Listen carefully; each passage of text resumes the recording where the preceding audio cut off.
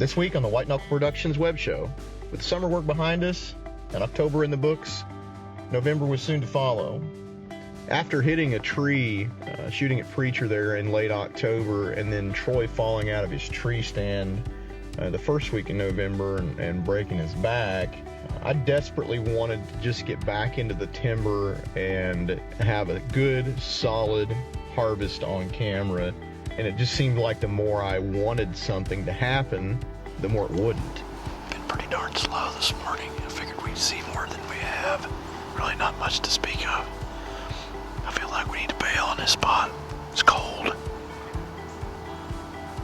It's too much pressure coming in from one side. Screwing everything up when they're walking through their destination feeding field every freaking day and night. Getting to their stands, just not being covert.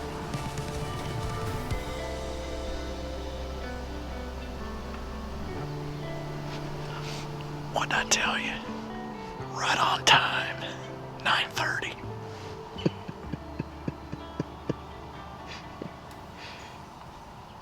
Predictable. I hate to. You know, I don't want to come off like a jerk. I'm not trying to. But dude, it's November. It's November the 7th. Okay? It's November the 7th. And you've only got about 11 hours of daylight.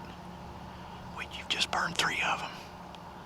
There's a deer in here that I think will go in the 180s, 190s. And these 3-hour, 2-hour sits. They're not gonna cut it, dude. Stay frosty, my friends.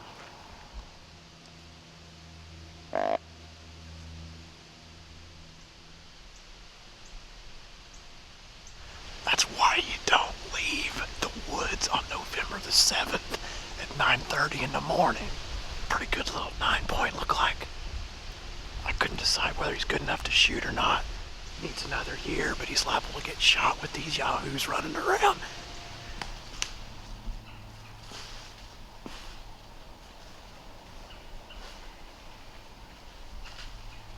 Well, there goes tonight's hunt.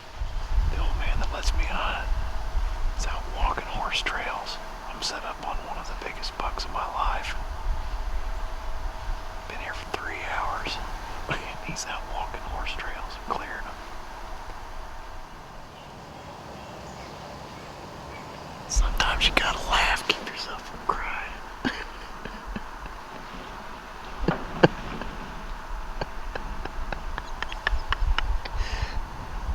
Here comes the old man. Again, he's dragging something big.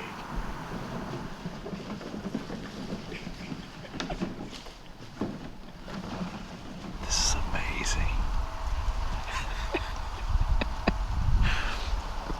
Okay, so what the deal is with the jugs, he fills them full of water and he uses them for his spray cart that he uses to keep up these horse trails, and he just leaves them all over the place. And now he's dragging them out of here right through Dobie's bedding area. What a freaking catastrophe.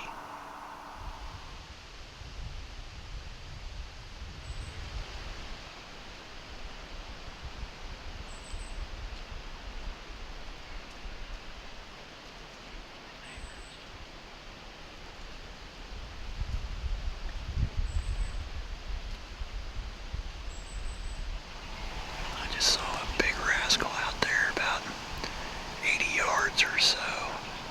Cut over the ridge top there.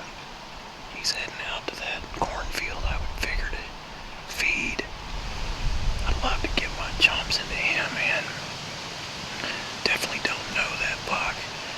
I'm starting to. I've got a few trail camera photos of him of the last 30 days or so. Hopefully he'll circle down here.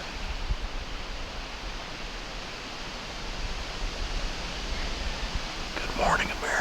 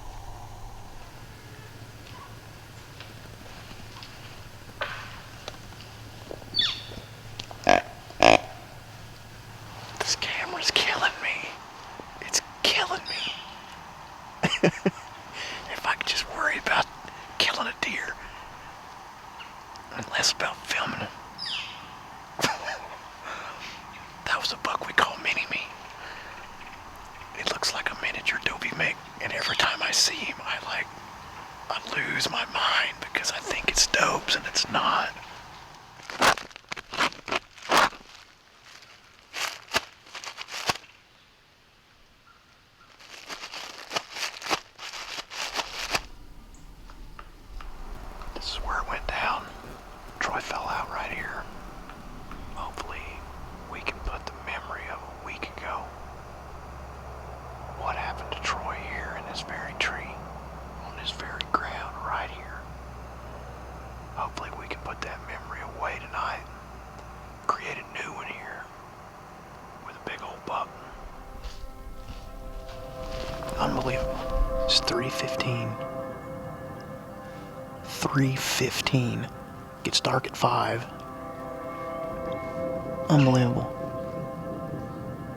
Dude, it's the middle of the rut.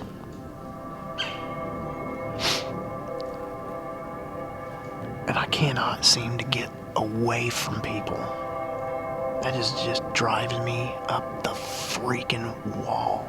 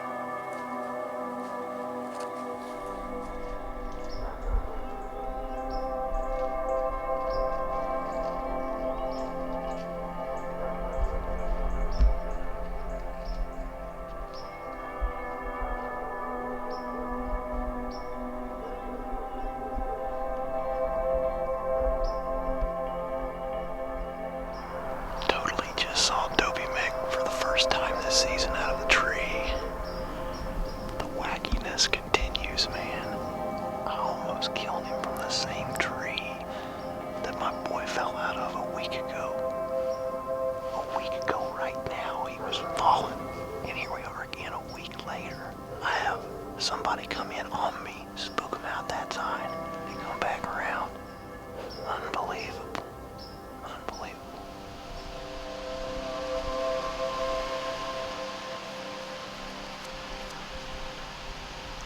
I scouted this last year.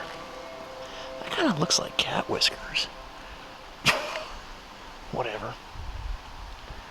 I scouted this last winter, and I put a pin in my Onyx map that says put a stand here 2018. Well, guess what? I'm here.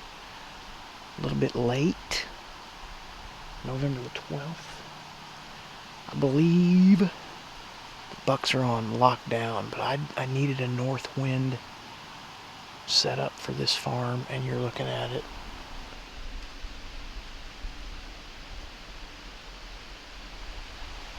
That didn't take long. Why can't a giant do that? I karate kicked one right here.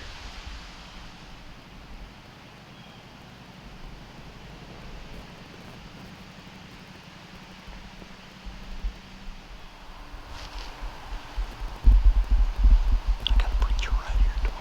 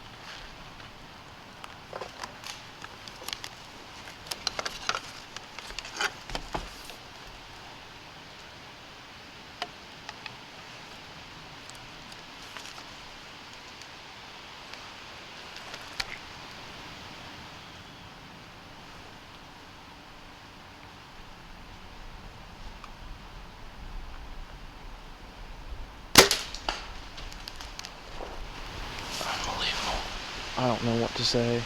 Hell, I had him at 20 yards broadside. Hit him in the shoulder. Had to reload.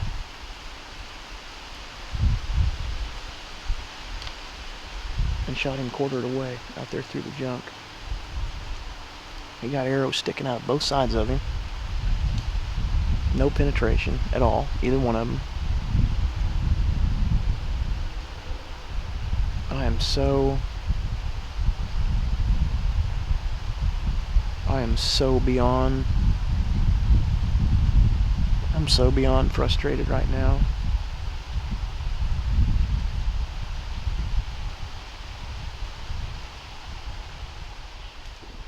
I just hung that thing at 1 o'clock. Came back in here at 3 and got a shot at Preacher, which is amazing. Up in this doe bedding area, man.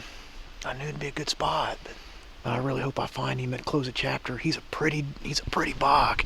He's never gonna be a booner, you know. He's a typical basic basket rack, but he's always got that double throat patch. That's what's the trophy for me here. That's why we call him Preacher. He got that double throat. Man, he's a gorgeous buck, and I've seen him as a 2-year-old. Last year he was a 3. I passed him last year. Didn't want to shoot him as a 3, and again, as a 4-year-old, I got him up in here by Halloween, and I missed him. So I hope I've got him. I'm not real thrilled because I didn't get a whole lot of penetration, which is amazing because I'm shooting 70 pounds and I've got a 500 grain arrow. Unbelievable. Let's go take a look, cross our fingers, and hopefully we got some dragging to do. That's definitely a good sign. That's right off the bat. We're gonna find this deer, no doubt. Had to hit up something under pressure. Yep, there's more. Let's go find him. Yes.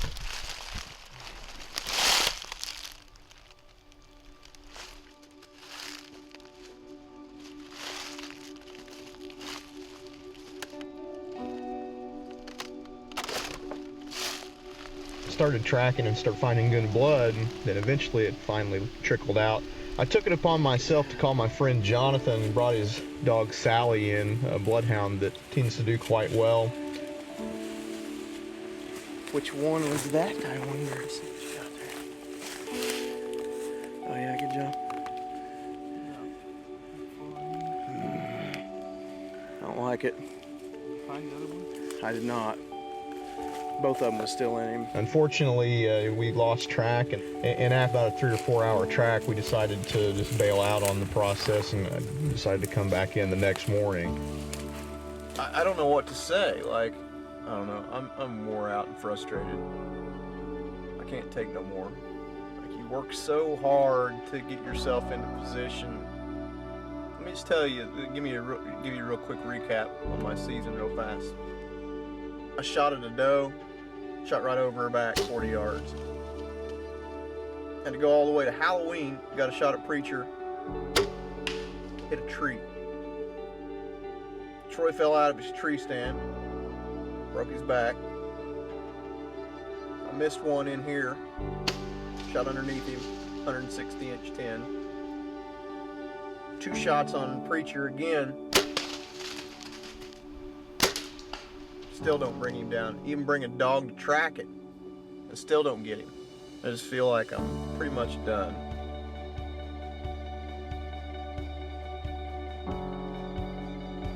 I'm pretty much done.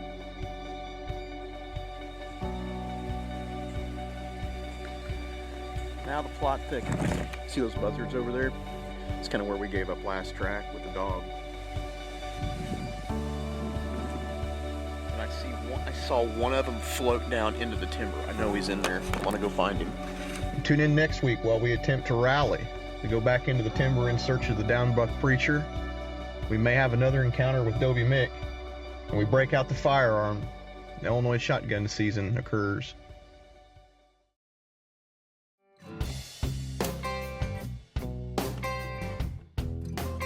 I cannot say enough good things about the company of Vortex, the people that work for them, their products, their customer service. It's everything that we dream of in a sponsor, and Vortex is it. I'm telling you, if you are looking at optics, you want to look at Vortex. It's an American company.